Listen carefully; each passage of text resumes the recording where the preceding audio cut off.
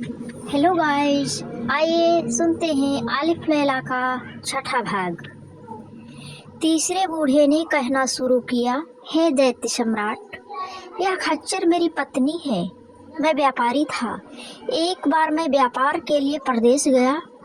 जब मैं 1 वर्ष बाद घर लौट कर आया तो मैंने देखा कि मेरी पत्नी एक हबशी गुलाम के पास बैठी हास विलास और प्रेम प्रलाप कर रही है। यह देखकर मुझे अत्यंत आश्चर्य और क्रोध हुआ और मैंने चाहा कि उन दोनों को दंड दूं। तभी मेरी पत्नी एक पात्र में जल ले आई और उस पर एक मंत्र फूंककर उसने मुझ पर अभिमंत्रित जल छिड़क दिया, जिससे मैं कुत्ता बन गया। पत्नी ने मुझे घर से भगा दिया और फिर अपने हास विलास में लग गई। मैं इधर उधर घूमता रहा, फिर भूख से व्याकुल होकर एक कसाई की दुकान पर पहुंचा और उसकी फेंकी हुई हड्डियां उठाकर खाने लगा। कुछ दिन तक मैं ऐसा ही करता रहा। फिर एक दिन कसाई के साथ उसके घर जा पहुंचा। कसाई की पुत्री मुझे देखकर अंदर चली गई और बहुत देर तक बाहर नहीं निकली। कसाई ने कहा, तू अंदर क्या कर रही है, बाहर क्यों नहीं आती? लड़की बोली, मैं अपरिचित पुरुष के सामने कैसे जाऊं? कसाई ने इधर उधर देखा, कहा कि यहाँ तो कोई अपरिचित पुरुष नहीं दिखाई देता, तू किस पुरुष की बात कर रही है? लड़की ने कहा, यह कुत्ता जो तुम्हारे साथ घर में आया है, तुम्हें इसकी कहानी मालूम नहीं? यह आदमी है। इसकी पत्नी जादू करने में पारंगत है। उसने मंत्र शक्ति से इसे कुत्ता बना दिया है। अगर तुम इस बात पर विश्वास ना हो तो मैं तुरंत ही इसे मनुष्य बनाकर दिखा सकती हूँ।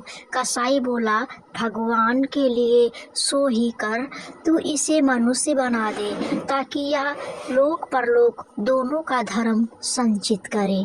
यह सुनकर वह लड़की एक पात्र में जल लेकर अंदर से आई और जल को अभिमंत्रित करके मुझ पर छिड़का और बोली, तू इस देह को छोड़ दे और अपने पूर्व रूप में आ जा।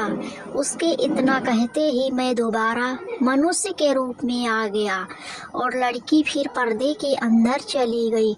मैंने उसके उपकार से अभिभूत होकर कहा, हे भाग्यवती, तूने मेरे पे जो उपकार किया है, इससे तुझे लोक परलोक का सतत सुख प्राप्त हो। अब मैं चाहता हूँ कि मेरी पत्नी को भी कुछ ऐसा ही दंड मिले।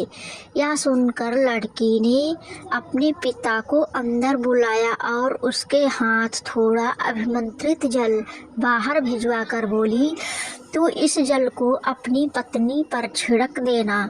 फिर तू उसे जो भी देह चाहेगा उस पशु का नाम लेकर स्त्री से कहना कि तू यह हो जा।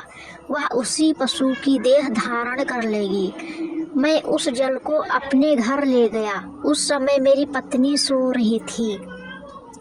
इससे मुझे काम करने का अच्छा मौका मिल गया।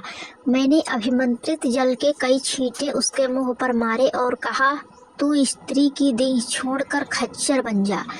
वह खच्चर बन गई। तब से मैं इसी रूप में अपने साथ लिए घूमता हूँ। शहरजाद ने कहा, बादशाह सलामत।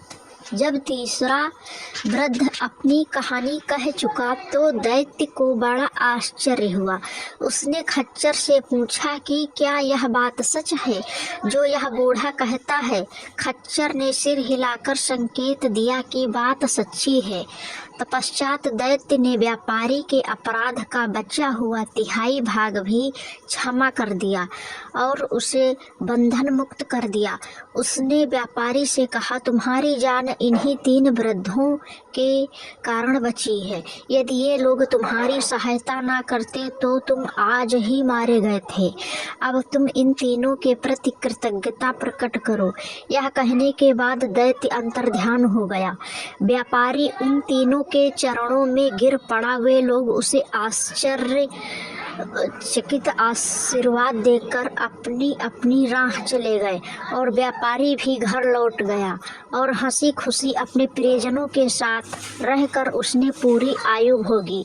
शहरजाद ने इतना कहने के बाद मैंने जो यह कहानी कही है इससे भी अच्छी एक कहानी जानती हूँ। एक मछुआरे की है। बादशाह ने इस पर कुछ नहीं कहा, लेकिन दुनिया जाद बोली, बहन अभी तो कुछ रात बाकी है, तुम मछुआरे की कहानी भी शुरू कर दो। मुझे आशा है कि बादशाह सलामत उस कहानी को सुनकर भी प्रसन्न होंगे। शहरयार ने वह कहानी सुनने की स्वीकृति भी दी। शहरजाद ने मछुआरे की इस प्रकार कहानी प्रारंभ की।